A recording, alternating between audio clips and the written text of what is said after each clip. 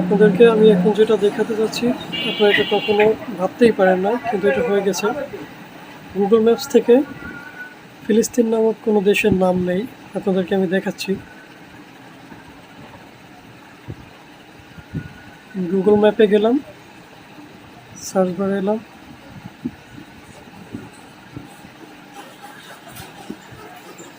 Palestine search করলাম। এই যে দেখেন, ফিলিস্তিন নামক কোনো দেশ কিন্তু গুগল ম্যাপে বর্তমানে নেই। ইসরায়েলের নাম আছে, এই যে জেরুজালেম এখানে দেখা যাচ্ছে, কিন্তু ফিলিস্তিনের নাম কিন্তু নাই, একদম টোটালি নেই। এই হচ্ছে গাজা। একবার চিন্তা করেন বর্তমান পৃথিবীতে মুসলমানদের অবস্থানটা কোথায়। আল্লাহ হাফিজ।